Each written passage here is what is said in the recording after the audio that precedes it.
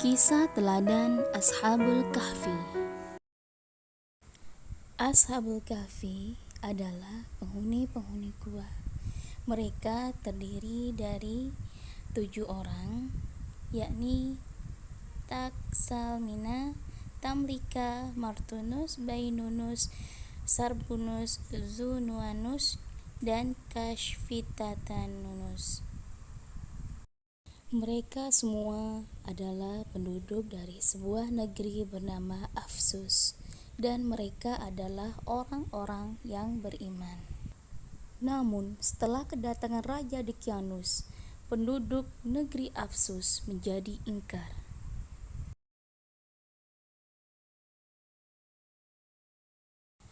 Ashabul Kahfi, pemuda yang beriman, melarikan diri dari kejaran Raja Dicyanus yang memaksa agar mereka mengimani Tuhan selain Allah.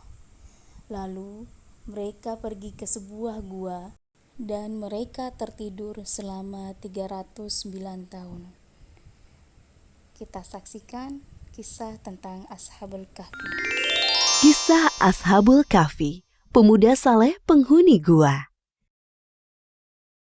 Kisah ini disebutkan dalam Al-Quran, surat Al-Kahfi ayat 9 hingga ayat 26. Dalam kisah ini terdapat ujian keimanan dan pembuktian hari kiamat, bahwa sesuatu yang sudah mati akan dihidupkan kembali oleh Allah pada waktu yang ditentukan. Pada zaman dahulu, di suatu negeri hiduplah seorang pemimpin yang zalim bernama Raja Dicyanus. Selain zalim, raja ini juga kejam. Sang raja memerintahkan rakyatnya untuk menyembah berhala. Apabila ada yang menolak, mereka akan dibunuh. Di tengah-tengah masyarakat, ada sekelompok orang yang tidak suka dengan kepemimpinan Raja Dicyanus. Mereka adalah 7 orang pemuda yang saleh. Para pemuda itu hanya beriman kepada Tuhan yang Maha Esa, Allah Subhanahu wa Ta'ala. Aku sudah tidak tahan tinggal di negeri ini. Apalagi kita dipaksa untuk menyembah patung-patung mereka. Benda mati itu aku tidak suka. Aku juga. Apalagi raja tidak segar untuk membunuh orang yang tidak mau melaksanakan perintahnya. Bagaimana jika kita mencari tempat lain untuk beribadah? Maksudmu kita pergi dari sini? Sepertinya itu ide yang bagus. Kami setuju dengan usulmu itu. Bagaimana dengan yang lain? Kami juga setuju. Baiklah kalau begitu, sebaiknya kita pergi besok pagi-pagi, agar tidak ada orang yang melihat. Siap.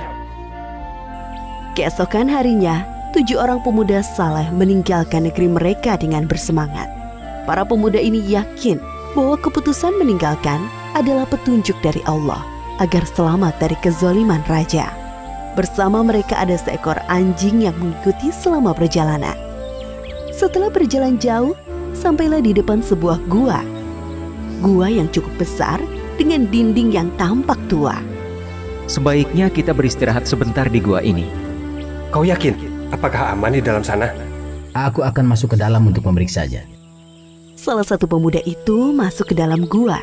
Tak lama kemudian ia keluar dari pintu gua dengan tersenyum. Kalian semua masuklah ke dalam gua. Satu persatu pemuda masuk ke dalam gua. Ketujuh pemuda itu berdoa agar mendapat perlindungan dari Allah, sebagaimana yang disebutkan dalam ayat ke-10 surat Al-Kahfi. Ya Tuhan, berikanlah rahmat kepada kami dari sisimu, dan sempurnakanlah petunjuk yang lurus bagi kami dalam urusan kami.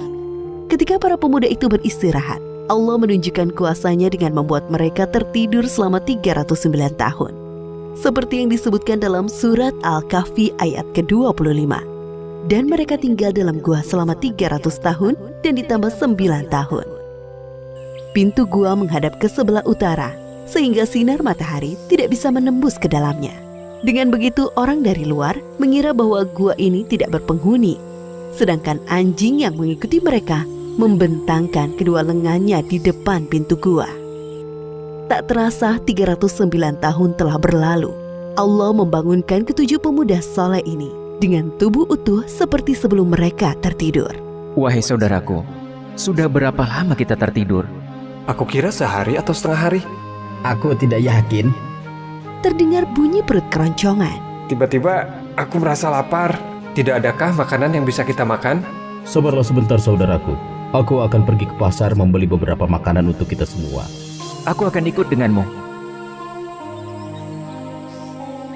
Ketika sampai di daerah permukiman penduduk, mereka mulai merasakan hal yang aneh.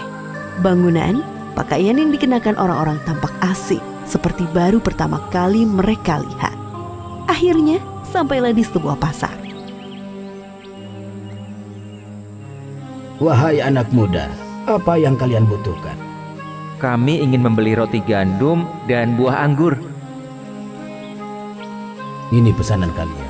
Penjual itu menyerahkan pesanan kedua pemuda di dalam wadah gerabah yang besar. Pemuda ke-1 mengeluarkan uang perak dari saku bajunya. Penjual gandum terheran-heran melihat uang dari pembelinya. Uang apa ini? Uang perak ini sudah lama sekali. Dari mana kalian dapatkan uang ini?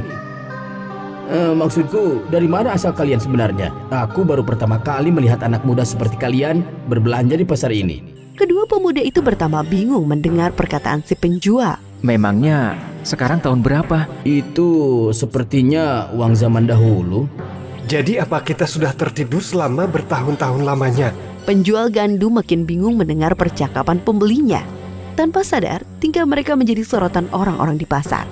Ketika sadar menjadi pusat perhatian, kedua pemuda ini bergegas meninggalkan pasar. Siapakah pemuda itu, wahai penjual gandum? Aku juga tidak mengenal mereka. Jika melihat dari uang yang mereka bawa dan pakaian yang dikenakan, mereka adalah manusia dari beberapa abad yang lalu. Aku yakin mendengar bahwa mereka mengatakan telah tertidur selama beberapa tahun. Apa?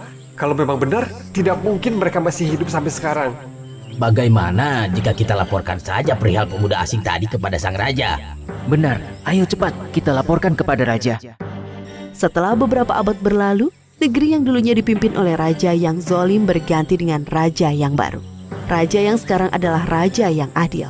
Salah seorang penduduk dan penjual gandum menghadap raja untuk melaporkan kejadian di pasar. Kemudian sang raja menyuruh pengawalnya menelusuri kepergian pemuda asing sampai ke gua. Sesampai di gua, para pengawal melihat ketujuh pemuda itu sudah meninggal dunia. Kemudian para pengawal kembali ke negeri mereka untuk melaporkan kepada raja. Wahai Baginda, jumlah pemuda semuanya ada 7 orang. Namun sesampainya kami di sana, mereka sudah meninggal. Jadi, cerita tentang ketujuh pemuda saleh yang hilang pada masa pemerintahan Raja Dicyanus itu sungguhan ada. Bawa aku ke sana, wahai pengawal. Baik, Baginda. Sesampai di depan gua, tampak seekor anjing besar mati di depan pintu gua. Raja beserta pengawal masuk dan melihat ketujuh pemuda itu sudah tertidur untuk selama-lamanya. Wajah mereka tersenyum. Subhanallah, Maha Kuasa Allah atas segala sesuatu yang mematikan dan menghidupkan makhluknya. Ini adalah bukti bahwa hari kiamat sungguh nyata. Maafkan kami ya Allah yang sempat tidak mempercayai adanya hari kiamat. Sesungguhnya kami termasuk golongan orang-orang yang zalim. Astagfirullahaladzim. Seperti firman Allah Subhanahu wa Ta'ala dalam surat Al-Kahfi ayat 21. Dan demikian pula kami perlihatkan manusia dengan mereka agar mereka tahu bahwa janji Allah benar dan bahwa kedatangan hari kiamat tidak ada keraguan padanya. Demikian akhir dari kisah ini. Ashabul Kahfi adalah julukan bagi para pemuda saleh, penghuni gua yang tertidur selama 309 tahun. Dari kisah ini Allah Subhanahu wa Ta'ala memberikan beberapa pelajaran di antaranya. Pertama, kita harus berani mempertahankan keimanan walaupun nyawa menjadi taruhannya. Kedua, Allah akan menyelamatkan orang yang memperjuangkan keimanannya. Ketiga, hendaknya kita tidak mengingkari adanya hari kiamat. Semoga kisah ini mempertebal keimanan kita kepada Allah Subhanahu wa Ta'ala. Wallahu a'lam.